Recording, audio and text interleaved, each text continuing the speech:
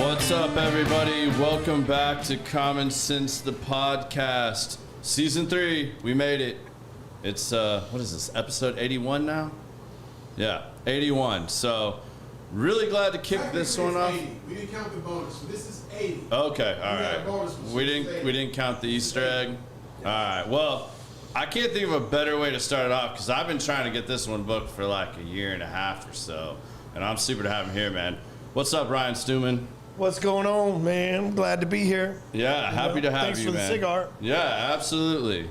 So we'll get that out of the way real quick too, because people will beat the shit out of us if we don't tell them what we're smoking. So This first cigar I've smoked a long time is not full of weed. You know, so. there you go. Just as good, just as good. So you got the Atabey Dominos. That's what you're smoking It's on. good too, y'all. Yeah, and I am smoking on the Olive Millennia 2023 anniversary edition. And then, yeah, that's what we're smoking on today. So, any of y'all got comments, questions about those, we can throw them out there for you. But for those of you that don't know who motherfucking Ryan Stewman is, dude, tell everybody a little bit about your story. Give them the 2-minute version, because, I mean, most people know who you are. I'm Dallas native, so it's really cool to be here local. I actually live in this city, so it's like super close. It's a 5-minute drive here. Born and raised Texas my whole life. I'm a prolific mistake maker. If we're just going to be honest about who I am, I've probably fucked up in every way possible in life. From, was adopted at an early age, been to prison a couple times, divorced a couple times, turned my life around. Probably 10 years ago when I met my current wife. She's been probably the greatest mentor that I could ever have. I'm a business owner, a father of 4 kids, got 3 boys and a girl. I run a program called Apex where we help people become the greatest version of yourself. And I own a few other companies, been in finance for 21 years at this point. So, you're getting old when you're like, I've been at something for multiple decades. You know what I mean? But you'll probably figure out more about me as we just get going through this. Yeah. So, you don't know me. I feel you on that. This month, actually, I think tomorrow is my 16 years at Element. So, wow. Yeah. That's with the same job for 16 years? Same jobs. Well, I started out. You're a partner though, right? Yeah, I am now. Okay. Yeah, I started off in the estimating world and then into sales and now a partner. So, but yeah, 16 years with one company. It doesn't seem like it was that long ago. Climbing the company ladder. I love it, man. Damn, man. Yeah. But yeah, let's start off a little bit about Apex, because like Apex is something I looked into for a long time. It's something I'm a member of. I think it's pretty badass, man. And a lot of these things, like you guys see me post and talk about these different events that I go to because I believe highly in self-education and making yourself better and going to these things and networking, meeting people, growing, having that mindset. So I push myself all the time. For those of you here in DFW, Apex is in your backyard. Like, I mean, I think it's 5 minutes from my house, like you Plano Parkway and in the tollway. Pretty much.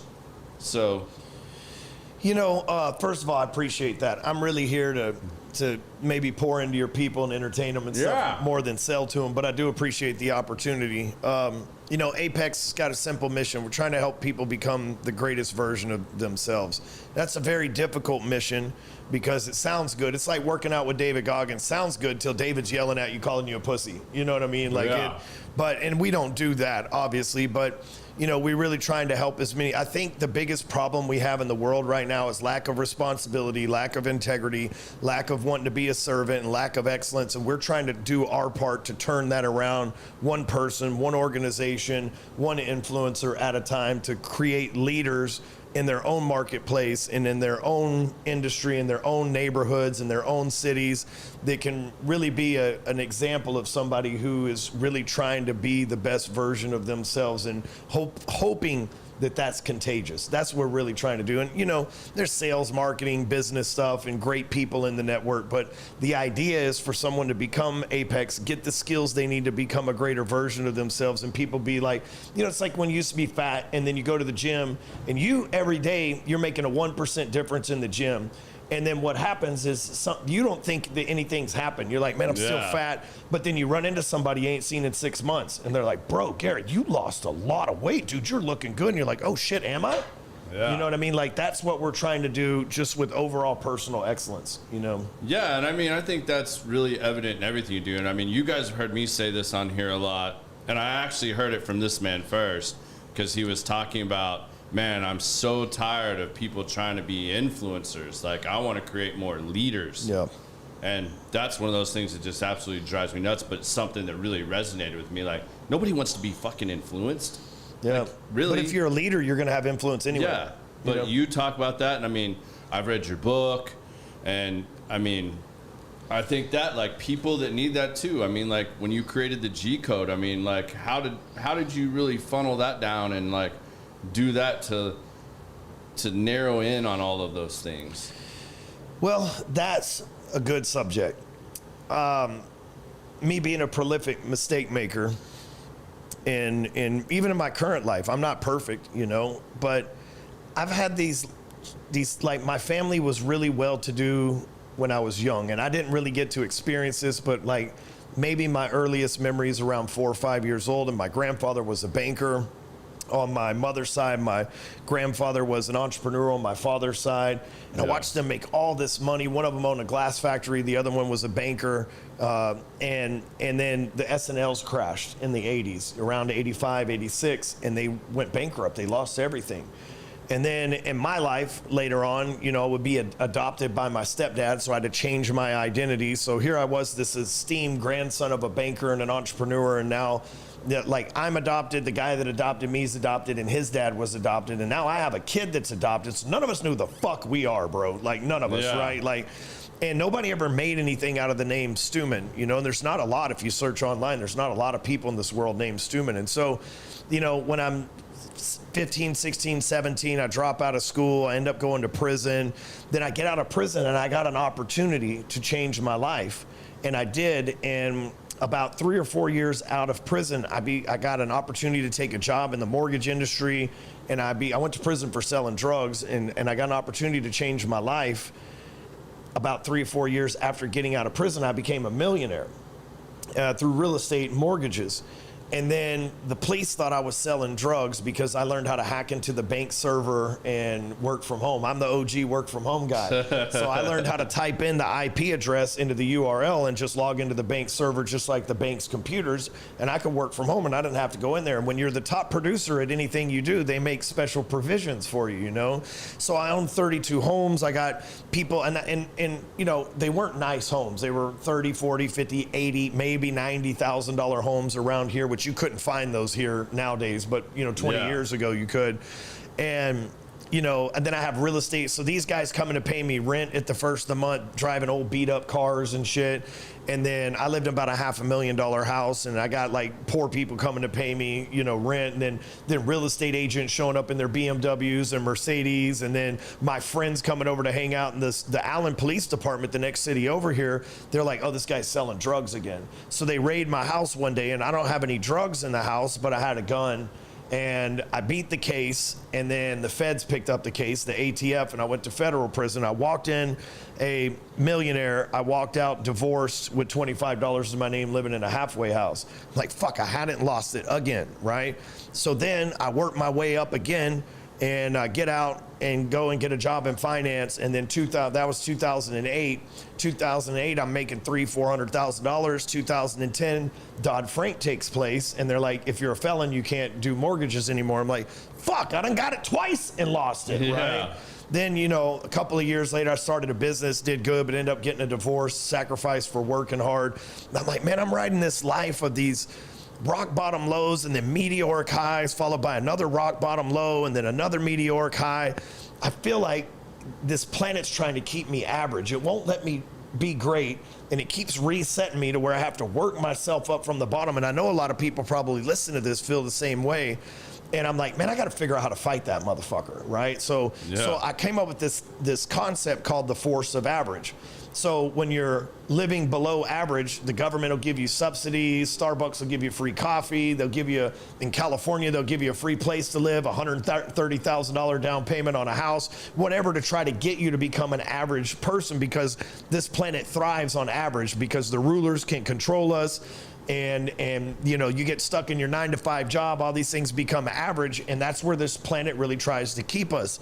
But when you start chasing greatness, man, you get this gravitational force, higher taxes, you know, scrutiny from your friends, you know, stress of running a business or stress of being a top producer. Like the force of average really tries to do everything it can to cut you back down to size. And I'm like, man, I got to figure out how to beat the force of average.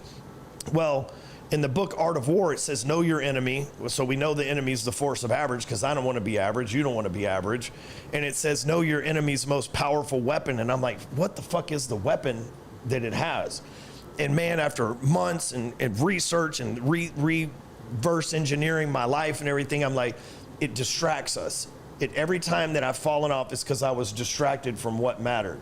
So if I know that the force of average is my enemy and its major weapon is distracting me from my goals, distracting me from greatness, making me think I'm not good enough, then surely God wouldn't have created me, or anybody for that matter, to just be average. If we're created in his image and he's this almighty powerful thing, then clearly I didn't get created to be average. So he wouldn't put me here on this planet against the force of average without a weapon that can beat the force of average that I have. So I'm like, well, what's that weapon? Months again, research, reverse engineering my life. It's focus, right? Most people think focus is like looking at something or whatever the case, but focus is having a target and applying the action no matter what to make that thing you're focused on become a reality. We've all been in the zone and made money. We've all been in the zone and lost weight. We've all been in the zone and been good to our kids, or good, you had it going on because we were in the zone and we were focused on making that thing happen. But what happens for most people is you get in the zone in the gym and then you start to look good and you're like, I don't have to work out as hard anymore because I look the way that I want. You get in the zone in your marriage, you're like, I made her love me.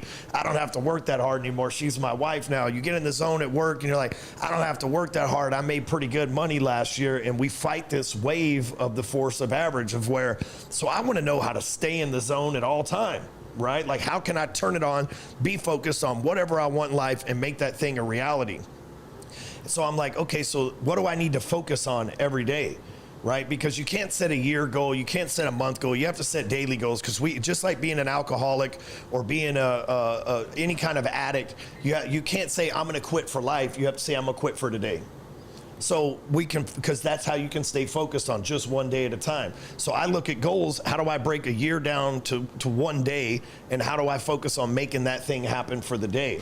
And I'm like, really, there's 4 things that we need to make happen and focus on every day if we're going to be great. If we're going to chase greatness and fight the force of average, because the opposite of average is greatness, then we need to have a grateful mindset. Because if we're not grateful, like life, the balance in life we're looking for is not getting too grateful to where we get lazy, but not getting ungrateful to where we get apathetic and don't want to work. So, you know, I need to stay focused on the things that I'm grateful for every day. I need to stay focused on my genetics. I need to go to the gym and make sure that I'm eating right. And I need to make sure that I'm exercising these demons and anxieties that are within me, so that I'm not stressed out as much as the average person that doesn't do those things.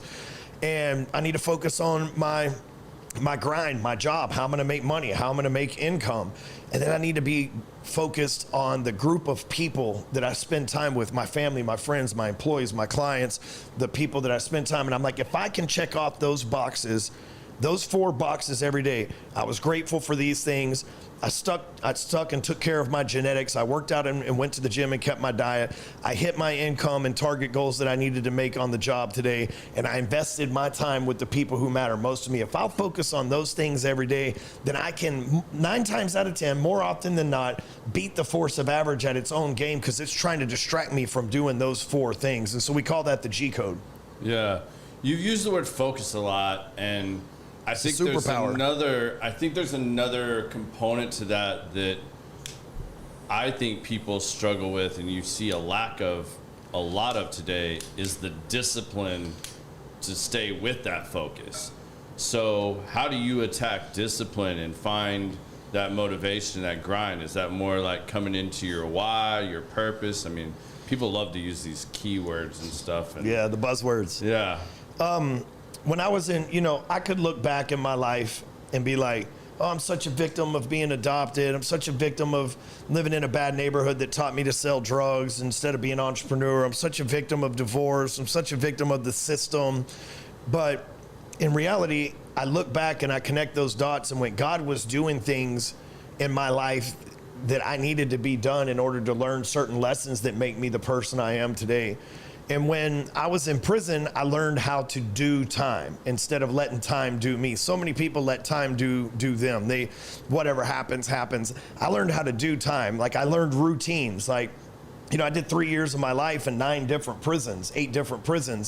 And you know, I learned, hey, if the clock strikes this is workout time. The clock strikes this is chow time. The clock strikes this is my reading time. Clock strikes this is my work time. And how to repeat that process in a monotonous, boring, fucking annoying way every day because I'm inside of a prison with a bunch of people I can't stand, right? Yeah. And I'm like, but I learned such a discipline on how to do time and how to time block everything and how to, because in prison they have movement time. So like from, you know, 11:50 to 12, you got 10 minutes to go wherever you're going in the prison system. And at 12, all the doors locked and you're stuck wherever you're at for the next hour or two till they open up movement time again. So I had to learn how to be disciplined with my time, or I wasn't going to work out that day. I wasn't going to be able to go to the library and read that day. I wasn't going to eat chow that day, or whatever the case. So you really learn how to do and manage time. And I brought that skill set out here. So while I'm on the job, I know between this time I need to prospect, this time I need to cold call, this time I need to do this time I need to do paperwork. And I managed my life out here the way that I managed it